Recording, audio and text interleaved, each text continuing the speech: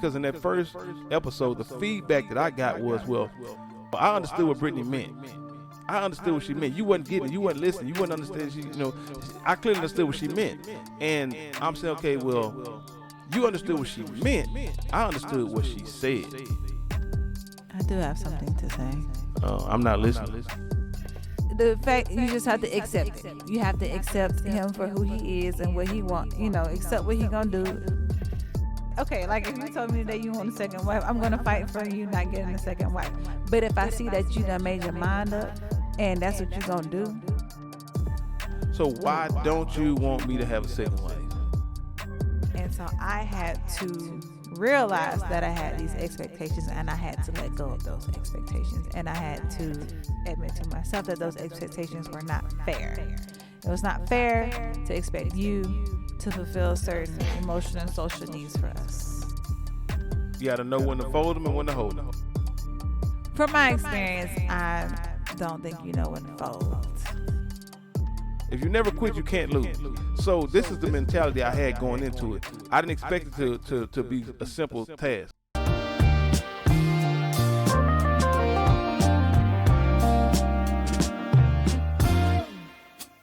What's up with this too much? You and my mama were too much. Everything, how y'all look at me, that's too much water. That's too much grits on your plate. That's too many eggs. That's too much time on it. Like, how do you determine what's too much? When you say you feel like I was spending too much time on the podcast, what's the determining factor of how much time I should spend? How much time should I spend opposed to how much time did I spend? Okay, everybody has their priorities. Right. What's important to you? Why you make that S so long? I don't know. Priorities. To me, the children, childhood is so short. Mm-hmm. Our time with our children, ultimately, it's not a lot of time. And so I do feel like, that should be a priority.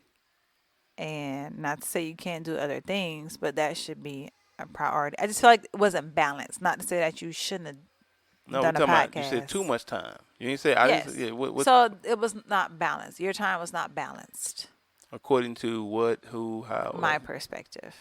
Which is gauged based on what? How you feel about it? Based on me raising our children and living in this household with you. Like for example, right now, experience. Because I think once again I think it goes back to a man nature, right? Remember when I decided to start the language center, mm-hmm. Okay, and we talked about, hey, I'm gonna have to dedicate a lot of time. I'm working full time, then I'm going out working mm-hmm. full time to make this work, right? You had just had a baby, we talked about it, and you were like, I'm with you, baby, I support you, let's do it. And then when we got into the thick of it, and you saw how much time I actually had I'm working basically 18 hours a day. I got time to come home and go to sleep and just do it all over again. Then you kind of went into I think it was postpartum depression, really. Okay, so can I just stop right here? Okay, so there's a lot of things at play here. You did stop me. Yeah. One, so if you're going to be spending a lot of time on your endeavors, once again, community. So I had the expectation that I had the expectation for you to fulfill certain needs for me and for the children, these emotional and social needs. And so I had to realize that I had these expectations and I had to let go of those expectations. And I had to admit to myself that those expectations were not fair. It was not fair to expect you to fulfill certain emotional and social needs for us. And to a certain extent, yes, but to a certain extent, no. And so that's one thing. And then two, this pertains to what I view as a character flaw in you, is that when you commit to something, you commit to something, which is good. Yeah. However, you don't. There's no exit clause. Well, yeah, the phrase you is, commit to something, and even if it's not working out, you just keep going. Well, the it's phrase. like, hold on, I don't want to cut, but the phrase is loyal to a fault. Loyal to a fault. Yeah. Now I've admitted that to myself, and other so people told me that. when you embark on a new endeavor, my opinion, okay, you should set goals for what you want to accomplish. And then at some point, if you're not accomplishing that, then you need to readjust or call it quits. Like, Reevaluate the this ain't situation. working. You got to know when to fold them and when to hold them. Right. And so from my experience, Stay in the mic. Stay in the mic. I don't think you know when to fold. Okay. I mean, I can And so then take I that. feel like, okay, so you steady rowing on this sinking ship Well, when you could have okay, just jumped and but then hold on, now, be because spending time with us okay, instead of but wasting your time. first of all, hindsight is 2020. But we Yes. talk about starting a hold on, Mm, hindsight is 2020. But we talk about starting a business, right? One oh, because when we in the thick of okay, it, I okay, see it. You don't hold, see it, but that's your okay, choice. okay. But let me finish. You keep now, you know what Okay. I'm saying. But the thing about when starting a business and when you listen to people that have been successful and they talk about all the failures that they had, and they say, listen, when you start a business, you're gonna make every mistake there is to make, and that's how you learn what not to do. And they say the difference between the person that's successful and the person that's unsuccessful is the one that's unsuccessful quit, and the one that didn't quit, because you can't lose if you never quit. If you never quit, you can't lose. So this is the mentality I had going into it. I didn't expect it to be a simple task. You know what I'm saying? Because we're talking about people to start a business. You're talking 2, 3, 4, 5 years to get it off the ground. I put in what, 2 years, 3 years? Like, you know what I'm saying? Okay. Like, so realistically, yeah, it didn't. We didn't. It didn't flourish. It didn't take off. But I understood that that was part of it. That's growing pains. You got to go through all these different things. You got to learn the mistakes and all this stuff. We got robbed. They broke in, stole the ACs. Like, went through a bunch of situations. You know what I'm saying? Went from one place to another. Went through different partnerships. So that's, for me, it was part of the process, and it's not easy. But I thought that when we discussed what it was going to take to start a business and the commitment it was going to take to start a business, I thought that was understood. But I think the biggest takeaway from this thing, I think, is expectation. And I said I realized a long time ago, expectations lead to disappointment. And in listening to what you said about all these different expectations, and I think one of the other problems with expectations is they're not expressed enough. People amongst themselves, when dealing with each other, we don't express our expectations to one another. You just expect a person to know. You just expect the person to do what you would do in that situation. Yeah. And when they don't, then you're disappointed, Yeah. right? If you didn't expect it, it doesn't disappoint. It doesn't disappoint you, right? I Yeah. mean, I think about the one brother that was out here that everybody held in high regard because of his position. But based on previous experiences I had with this brother, I knew what to expect of him. So then when he started doing those things, everybody was shocked. I can't Doing believe you. what thing? I don't want to go into details here, but he was just doing things that a person in his position shouldn't be doing. Okay, we'll say that. Doing Okay, those things. right. Good So things, bad things, bad odd things. All things. right. Like So, what? but people were shocked, and I said, well, that's what I expected because I expect the person to be who they are, right? And once you learn who they are, then you can expect them to be who they are. But going back to the point is that we need to learn, and especially in a relationship, is to express your expectations and discuss your expectations and have that conversation up front so that if you have an unrealistic expectation or an unfair expectation, it can be quelled then, and going forward it's not there, so that level of disappointment is not there. And so I will say for those of you who are not married, this is definitely a conversation that should be had before you get married. Discuss with each other your expectations. We didn't have marriage counseling, but maybe this is a part of marriage counseling. I don't know. Well, who, us right now? What? You saying that what we're doing right now is part of our marriage? Oh, just No, people we didn't discussing. have marriage counseling before we got married, but Right, a lot of people do. They right. do marriage So you're counseling saying before they get married. expressing So maybe expectations is this part of marriage discussion counseling. happens in marriage counseling. Okay, I I don't got know you. if it Okay, does or doesn't, right. but when man and woman should discuss their expectations before they get married, that can Yeah, clear up a lot that'll of. save a lot of It arguments and will. disappointment. It Yeah, will. right.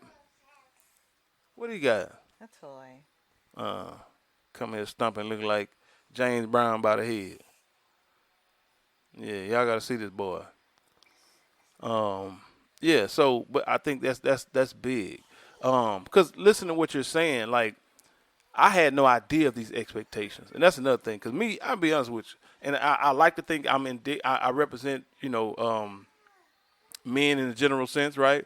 But I don't know. But I know me personally, I be oblivious, man. I be in my, like I don't pick up the cues, the signals, the subtle hints.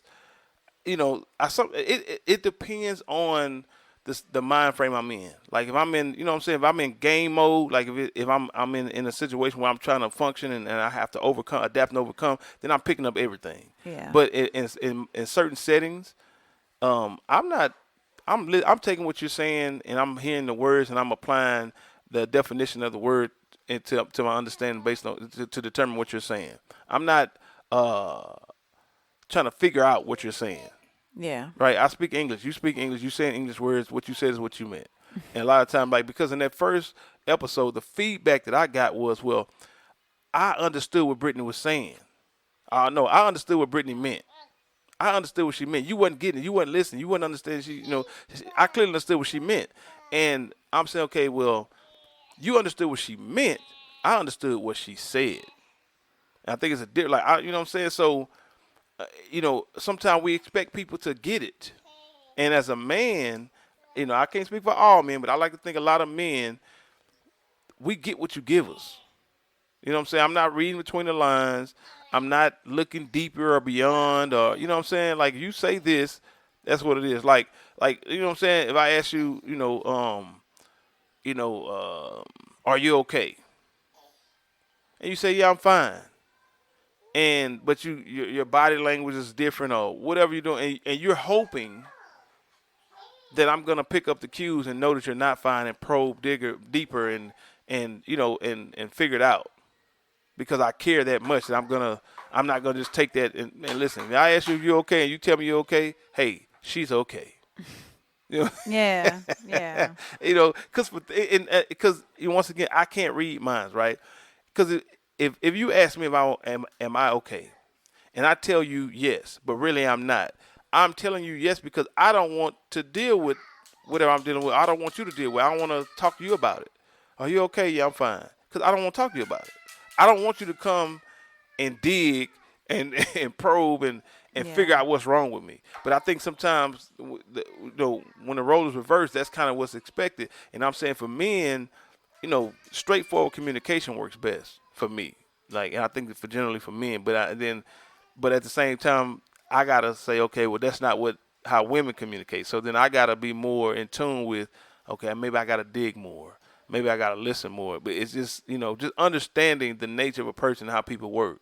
Yeah. Because I'm just like, if you tell me you fine, then you fine. Yeah. Leave you alone. Because even if you're not fine, apparently you don't want to you don't want to be bothered with it. You don't want me to dig into it. I'm gonna respect your boundaries. You know. So I don't know. You looking kind of like mopey over there. What's that? Moby. Mopey. Mopey. Yeah. Like just went on a little rant. All the rants you done went on, I sit there and let you go on rant. I go on one rant. You just like give up hope. What? No. Wait, now you can respond to my rant. I lost interest. What? Sorry. Oh my goodness! Y'all hear this, right? You see now I listen intently to her. I listen so intently to her that I lost half my points. Half the things I wanted to bring out, I lost because I was listening to her. And then as soon as I start talking, and this is my proof right here.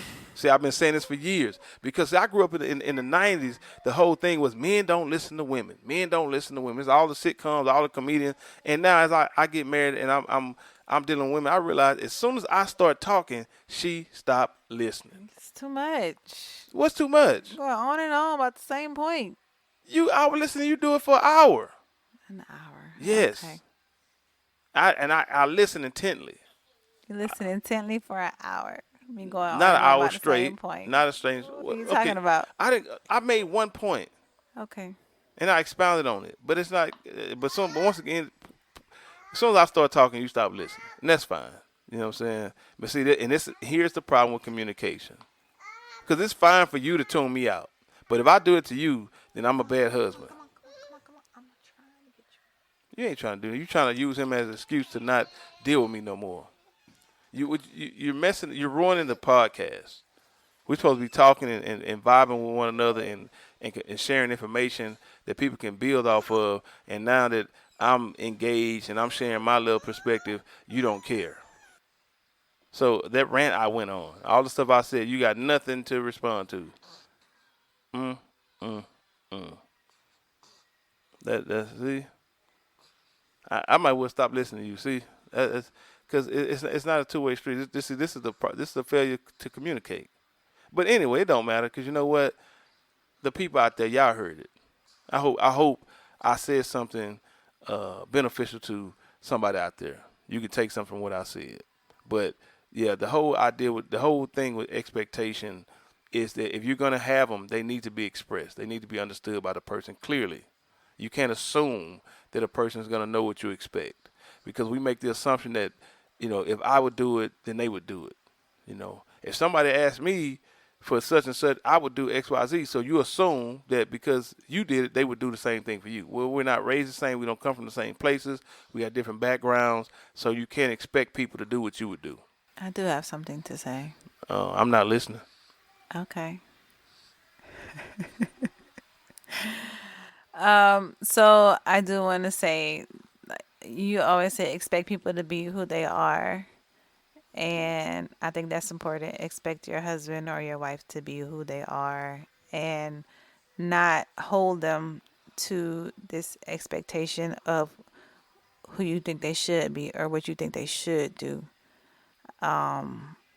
For me, anyway, I think it's been helpful for me to accept you as you are and not have these expectations of you to to do certain things that I think you should do, but you don't do. I mean, you talking like I got a fake back. Like you didn't know I had a fake back, and then every night I got to take my back off, and you got to lay in the bed and look at my spine or something from the back. Like, what do you mean accept me as I am? Like, what's wrong with me? I ain't saying I'm perfect, Listen, but the no, way you saying but it, like, you know what I'm saying? Like, like I got a toupee on or something. You ain't know. You know what I'm saying? Like you act like, you know, like something like so what you mean accept me as I am? I mean everybody accept everybody for how they is, right? What that mean? Help me understand what you're saying, cause I feel like right now you trying to make me look bad on TV. I'm not trying to make you look bad. Speaking to the I'm mic. just I'm just trying to give advice to those who are married or thinking about getting married to make it like it. And so this and I'm saying this to tie this into the topic that we were talking about with a husband wanting to get a second wife. Like if that's what he really wants, I think a lot of women try to change his opinion, change his idea, and that might work. But if that's what a man want, that's what he want. Like Oh, what that's you what he gonna do want. That's about what it? he gonna go get. Ain't nothing you Right. gonna do to So stop it. the fact you just have to accept it. You have to accept him for who he is and what he want. Accept what he gonna do. So you Mm, I yes and no. I mean, like fight for it. Like okay, like if you told me that you want a second wife, I'm gonna fight for you not getting a second wife. But if I see that you done made your mind up and that's what you gonna do, you what should can still fight. You should go pray about it. You should do spiritual warfare.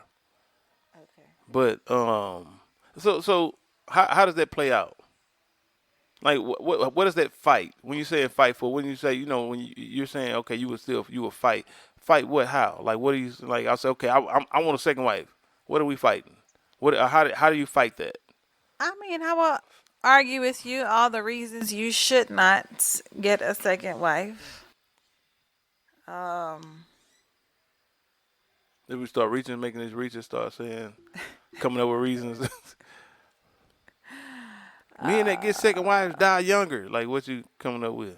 They probably live longer, but anyway, I don't know. I don't know. Yeah. I don't know what that would look like. Like I said, once again, I think it's idealistic, but not realistic. Like, But at the end of the day, like I said, I feel like a man, he gonna do what he all gonna right. do. So let me ask you So this you then, just have to accept it. since you brought it back up, right? So why Oh don't Lord, you want me to have a second wife? let's not even do that. What? I don't want to talk about that. You brought it up. I was Okay. moving on. I moved on to another topic. Okay. Well, I mean, we can move on to the other Oh, now topic. you want to move after you Accepting brought people it up. as they are. So Uh, you want to know what I have to accept about you? no, I want to know why you don't want me to have a second wife. That's what I want to know. What I just asked you.